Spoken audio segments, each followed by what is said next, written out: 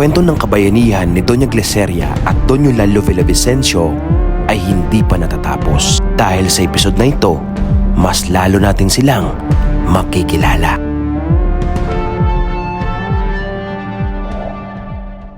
Si Doña Glyceria ay pinanganak noong May 13, 1852. Pangatlo sa 7 anak ni Vicente Marila at Gertrudis Legazpi.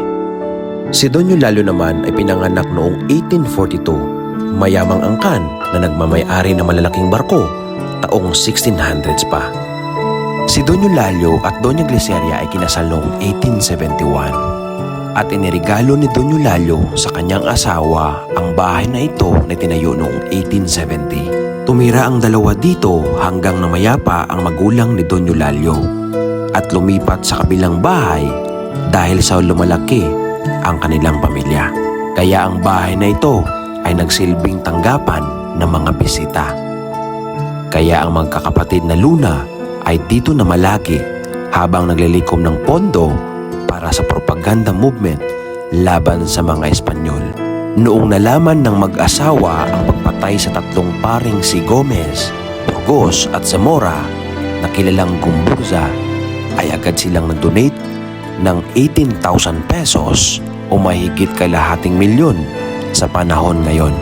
Dahil sila ay may-ari ng malalaking barko, kanilang ibinahagi sa revolusyonaryo ang barkong SS Bulusan para gamitin laban sa Kastila. Dito ikinakarga ang mga armas, bala at pagkain para sa mga sundalong Pilipino.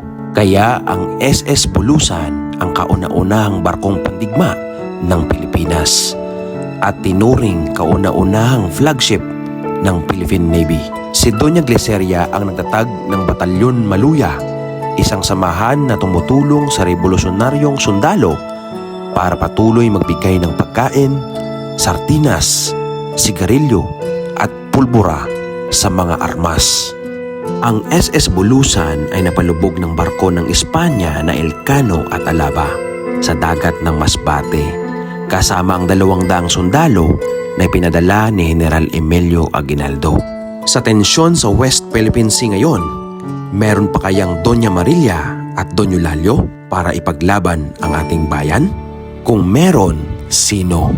At hanggang kailan natin matatamo ang kapayapaan at kalayaan na hanggang ngayon ipinagkakait sa atin?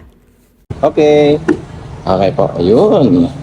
So, nandito na tayo ngayon sa loob. Nay, meron po tayong tour guide. Ano pangalan niyo, Nay? Nanay Mila. Nanay Mila. Si Nanay Mila po yung aking tour guide ngayon. Nay, tara po. Saan po tayo mauna, Nay? Ito yung original tiles. Ito yung original tiles. Galing Portugal, 1870. Oh. Ang tawag dito, ano bang tawag dito? Azulejo tiles. Azuleja tile. Iba din. Azulejo. Azulejo. Iba din yung machuka. Tama po ba? Magkasamahan sila. Magkasamahan. Okay. Pero ito dito na sa atin sa Pilipinas. Ito na sa Pilipinas na to. May copy na ito. Kasi noong ni-restored ito, hindi na available, kaya nagpasadya. Medyo mahal yung pagkapagpagawa kasi hindi na, yung bang design ay talagang exclusive lang sa bahay na ito. Kaya mahal yung Ang galing. Oo, kaya nga, first time ko nakita yung ano eh. Ito ay, kung tawagin ay wedding gift house kasi regalo ng groom sa bride. Si Doña Lalo Villavicencio, nung pakasalan niya, si Doña Glyceria Marelia, binigay niya itong buong bahay as a wedding gift or kasarigalo de boda. Pero hindi lang basta bahay kasi makasaysayan. Naging secret meeting place ito nung panahon ng revolusyon. Kasi sila ay talagang sumuporta noong panahon ng revolusyon.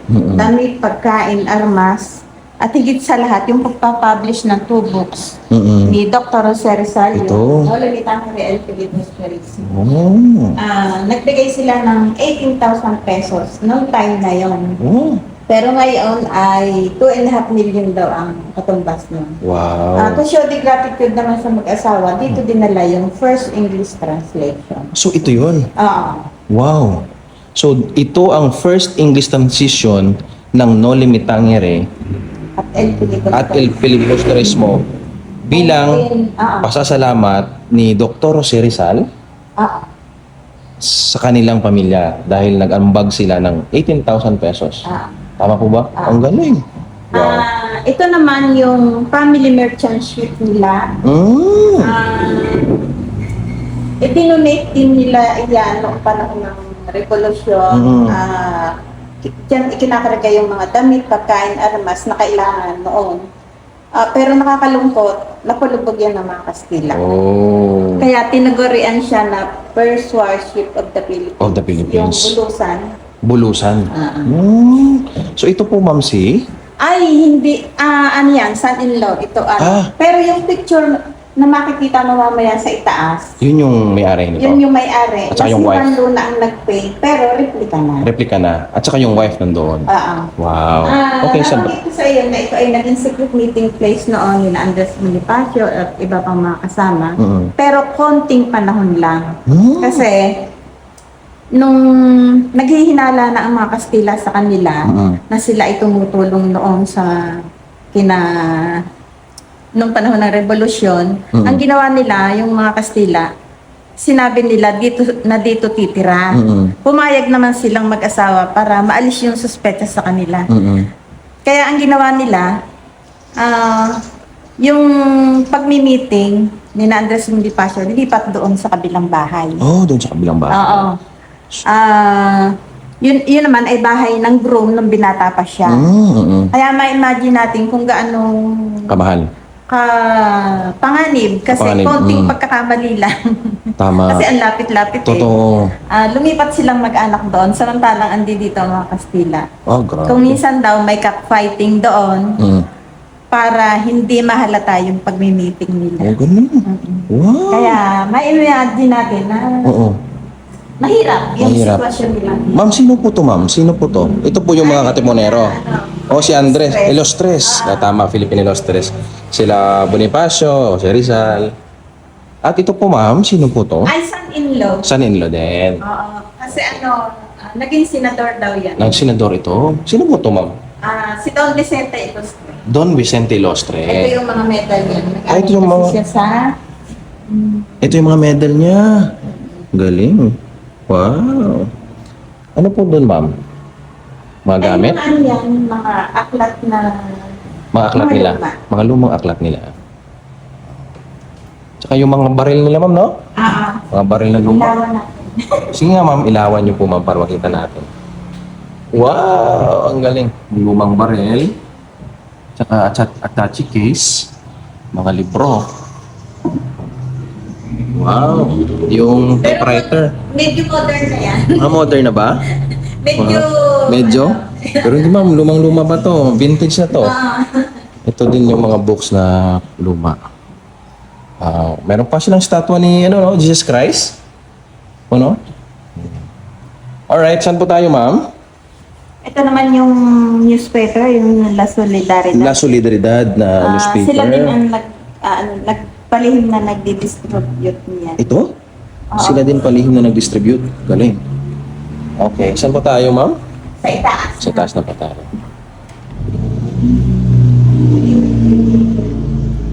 Itong hagdan, hindi pa ito napalitan. Original. Original pa ito. Okay. Pero yung pintura ng bahay sa itaas ay Victorian period. Pintura na yung... Ginamit. Oo, kasi noon daw, light lang ang kulay niya kasi dinikdik na bulaklak. Tama. Pero original talaga ay ganyan na yung design Oo. at yung kulay. Yan ang pinakamalapit na kulay sa original. Wow. At ito yung picture nilang mag-asawa. Ito yon. Ito po si Don Eulalio. Don Don Eulalio Eulalio Villavicencio. Villas Vicencio. Si Juan Luna nag-paint. Pero Si Juan Luna ang nag-paint nito. Ganda, no? parang kasi salamat din ni Juan Luna dun sa pagtulong nilang mag-asawa. Sa nung panahon ng revolution. Nung panahon ng Revolution. Yan, si Doña Luceria. Wow, ang ganda. Oo. Sobrang Parang ganda. artista, Parang no? artista, no? Wow. Ito si Doña Gliceria. Gliceria. Villavicencio. Nung dalaga pa siya, Marelia. Marelia. Wow. At yung picture nito, ma'am? Family picture Family yan. pictures nila. Pero yung sa kabila. Sa kabila. Yeah, saan po tayo, Ma'am Ikot? Ito ay sala, antisala. Ito Antisala naman nila. ay main sala. Oh, ito yung antisala. Ito ay close sa family. Dito ka. Dito ka. Tama. Entertainment. Pag close ka sa family, dito ka. Ah. Ito yung main sala at doon yung antesala. Doon naghihintay yung mga bisita, Oo. na mga light na bisita. Ito kasing kulay ay si Mr. Martin Pino Jr. na Intramuros. Siya ang historical design consultant. Ah, okay. Oo. Kaya pag mali yung kulay na tinimpla, ay nakutak mo. Oo, wow. Kasi kailangan ay talagang mas malapit nyo sa original na kulay. Ito naman ay master's bedroom. Wow. Ang yaman-yaman nila pero dalawa lang ang kwarto. Di ba nakita Opo. natin yung kabilang kwarto? Opo. Yun ay kwarto ng mga anak. Anim mga anak, iisa ang kwarto, Isang kwarto. iisa ang kama. Ang panganay lang ang nasa kama, sa side yung mga kapatid. Ganon? Oo. Mahal na mahal pala yung panganay, no? Tapos, Wow. noon, di ba, nung 80s, nung 1870, na ginawa itong bahay na ito, wala pang electricity, walang aircon, Mm. kaya kailangan ng ventanilla. Oh, yes, Ito ventanilla. yun. Oh, For ventilation. for ventilation, ventanilla. Yan. Wow, ang hangin. Wow, ang lakas ng hangin. Kasi yung hangin. Wow. Malalaki yung bintana. Yes. Malalaki ang... Ang galing. Wow. Alright, dito po tayo muna, ma'am. Dito po. Yan. Wow, ang ganda ng ano, oh. Ito, sungay daw ito ng kalabaw. Po? Ano po to? Sungay ng kalabaw. Sungay ito ng kalabaw. Grabe, ang tibay ng ano, oh. Oo, Ng, iilan daw ito sa Pilipinas, itong ito po. yung ganyan. Ito ay sungay ng kalabaw. Tama, ano? Hindi Puti talaga. makatipurasyon. Galing. Kapag meron ka talaga nito, mayaman ka talaga.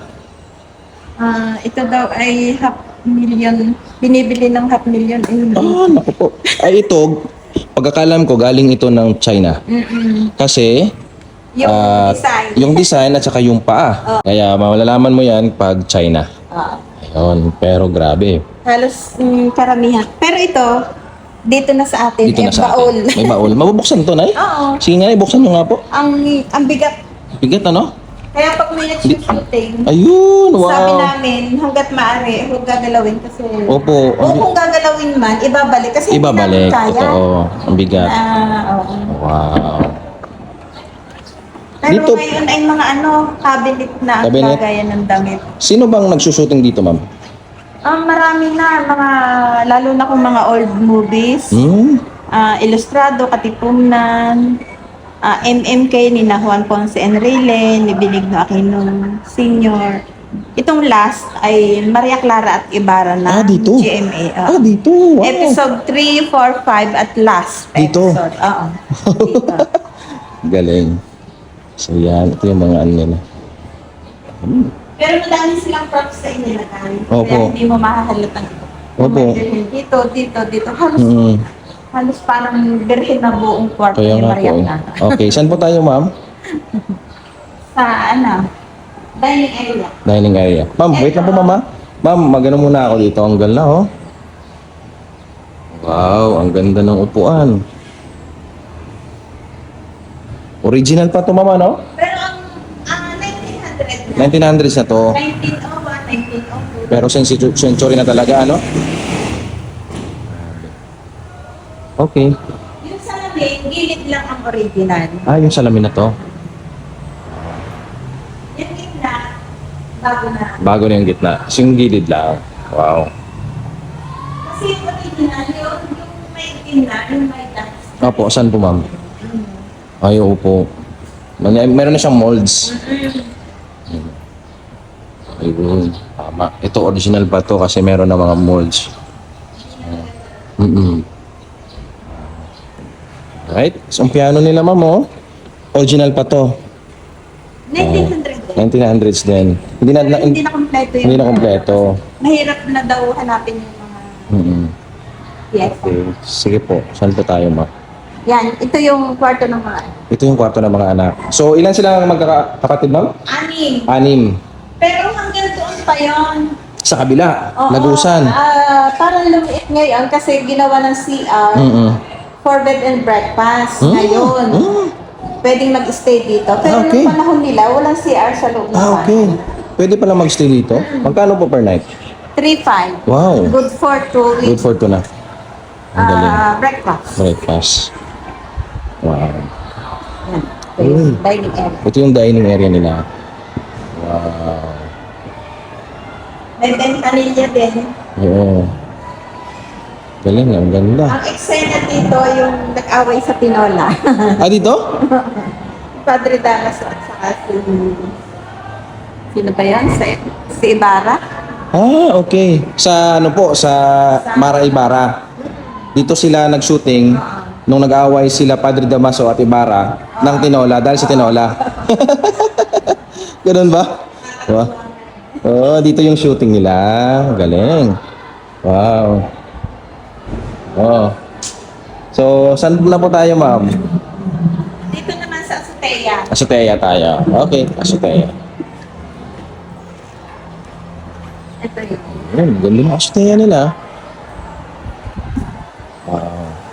Ito, connected doon sa bahay ng tatay. Ah, okay. Yun yung sinabi niyo. May wooden bridge. May bridge dati. Kasi walang kusina noon. Dahil nga, yung pintura ng bahay ay mauusukan. Di ba, kahoy ang gamit sa pagluluto noon. Opo. Para hindi magkaroon ng usok, doon nagluluto sa bahay ng tatay. May wooden Ah. bridge. Dito. Ah. Yan yung bahay ng tatay niya. Wow. Mas luma yan, 1850. Mas luma to, 1850 yun. Ito, 1870. 1870. 20 years ang gap. 20 years ang gap. Ito, bago na. Bago na to. Kasi nawala na yung wooden bridge eh. At saka ang nagme-maintain ngayon ay 4th generation na. Ah, okay. Okay. Saan na po tayo, ma'am? Grabe yung, ano oh? Ito, original pa to. Ito daw 1900s. Oo, 19. Ito ay sa labas ng bahay. Sa labas. Yung sahod ulan. Ah, dito. Oo. Oh. Kaya lang, si ma'am, baka daw masira sa labas. Dito na lang. Kasi Totoo. pag nasira, wala na daw siyang makukuhanan. Totoo. Dito na lang inilagay sa loob. Opo. Tapos ano nga ba tong Asia na kinunan? China pa rin ba? Oh? Halos lahat. ng gamit dito ay sa ibang bansa. Yes, ibang bansa. Opo. Ito ma'am, ito yung pictures na to. Yung mga third generation na to ng mga apo. Mga, Yung maliit na babae. Saan yan po? ang mama. Ito? Hindi, yan. Yan ang mama nang nagme-maintain ngayon. okay. Wow. Mga Chinese ang mata. Oo, may lahi naman sila eh. Oo. Sino po ma'am? Sino to? Ito sino po to? Anak din ni Anak ni. Doña Isabel. Anak niya. Doon niya. Tapos ito yung mga Alright. Galing.